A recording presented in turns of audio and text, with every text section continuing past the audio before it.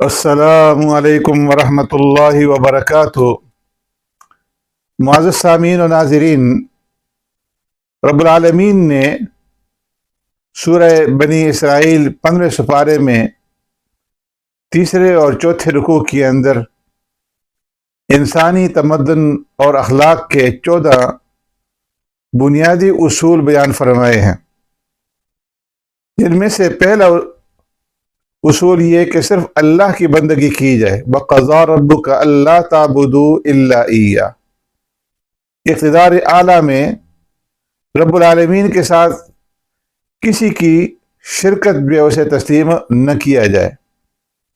دوسرا اصول یہ بیان فرمایا گیا کہ تمدن میں خاندان کی اہمیت ملحوظ رکھی جائے، اولاد والدین کے فرما بردار اور خدمت گزار ہوں، اور رشتہ دار ایک دوسرے کے ہمدرد اور مددگار ہوں۔ تیسرا اصول یہ بیان فرمایا کہ سوسائٹی میں جو لوگ غریب ہیں یا معذور ہیں، یا جو لوگ اپنے وطن سے باہر بے وطن ہیں اور مدد کے محتاج ہیں، تو ایسے لوگوں کو بے وسیلہ اور بے یار و مددگار نہ چھوڑا جائے۔ چوتھا اصول یہ بیان فرمایا گیا کہ دولت کو فضول ضائع نہ کریں۔ جو مالدار اپنے روپے کو، اپنے سرمایہ کو، اپنی دولت کو برے طریقے سے خرچ کرتے ہیں، فرمایا کہ ایسے لوگ شیطان کے بھائی ہیں۔ پانچواں اصول یہ بیان فرمایا کہ لوگ جب خرچ کریں تو اپنے خرچ کو اعتدال کے اوپر رکھیں، نہ تو بالکل بخل کر کے دولت کو روکیں اور نہ فضول خرچی کر کے اپنے لیے اور دوسروں کے لیے مشکلات پیدا کریں۔ چھٹا اصول یہ بیان فرمایا کہ رزق کی تقسیم کا قدرتی انتظام جو رب العالمین نے کیا ہے، انسان اس میں اپنے مصنوعی طریقوں سے خلل نہ ڈالے۔ رب العالمین اپنے انتظام کی مصلحتوں کو خوب جانتا ہے۔ اور ساتواں اصول یہ بیان فرمایا کہ معاشی مشکلات کے خوف سے لوگ اپنی نسل کی افزائش نہ روکیں۔ یہ جو کہتے ہیں کہ خاندانی منصوبہ بندی کرو، کم بچے پیدا کرو، تو اس کے بارے میں فرمایا کہ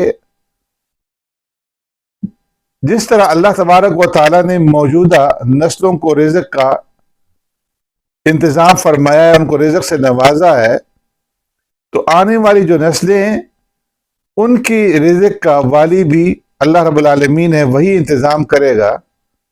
اس لیے معاشی مشکلات کے خوف سے لوگ جو ہے اپنی نسل کی افزائش کو نہ روکیں۔ آٹھواں جو اصول ہے وہ یہ کہ خواہش نفس کو پورا کرنے کے لیے وَلَا تَقْرَبُوا الزِّنَا إِنَّهُ كَانَ فَاحِشًا، زنا کا راستہ نہ اختیار کریں کہ یہ انتہائی برا راستہ ہے۔ لہٰذا نہ صرف زنا سے پرہیز کیا جائے بلکہ اس کے قریب جانے والے جتنے بھی اسباب ہیں ان اسباب سے بھی دور رہا جائے، اسباب کے دروازے کو بھی ہمیشہ کے لیے بند ہونا چاہیے۔ نوواں اصول یہ بیان فرمایا کہ انسانی جان کی حرمت رب العالمین نے قائم کی ہے، لہٰذا رب العالمین کے مقررہ کردہ قانون کے سوا کسی دوسری بنیاد پر آدمی کا خون نہ بہایا جائے، نہ کوئی اپنے آپ کو قتل کرے اور نہ کوئی کسی دوسرے کو قتل کرے۔ 10واں اصول یہ بیان فرمایا کہ یتیموں کے مال کی حفاظت کی جائے جب تک کہ وہ بالغ نہ ہو جائیں اور خود اپنے پاؤں کے اوپر کھڑے ہونے کے قابل نہ ہو جائیں، ان کے حقوق کو ضائع ہونے سے بچایا جائے۔ 11واں اصول بیان فرمایا کہ جب تم کسی سے عہد و پیمان کرو تو اپنے اس وعدے کو، اپنے اس عہد و پیمان کو پورا کرو۔ انسان اپنے معاہدات کے لیے اللہ کے سامنے جواب دہ ہے۔ 12واں اصول یہ بیان فرمایا کہ تجارتی معاملات میں ناپ تول میں کمی نہ کرو، بلکہ ٹھیک ٹھیک اور راست بازی کے ساتھ صحیح طریقے سے تمہارے تجارتی معاملات اور ناپ تول ہونا چاہیے۔ اوزان اور پیمانے صحیح رکھے جائیں۔ 13واں اصول یہ بیان فرمایا کہ جس چیز کا تمہیں علم نہ ہو اس کی پیروی نہ کرو، اس کے پیچھے مت پڑو، وہم اور گمان کے اوپر نہ چلو، کیونکہ آدمی کو اپنی تمام قوتوں سے متعلق رب العالمین کے سامنے جواب دہی کرنی ہے کہ اس نے ان قوتوں کو کس طریقے سے استعمال کیا۔ اور 14واں اصول یہ بیان فرمایا کہ غرور اور تکبر سے پرہیز کرو۔ غرور کی چال سے نہ تم زمین کو پھاڑ سکتے ہو اور نہ پہاڑوں سے اونچے ہو سکتے ہو۔ وَلَا تَمْشِ فِي الْأَرْضِ مَرَحًا إِنَّكَ لَن تَخْرِقَ الْأَرْضَ وَلَن تَبْلُغَ الْجِبَالَ طُولًا۔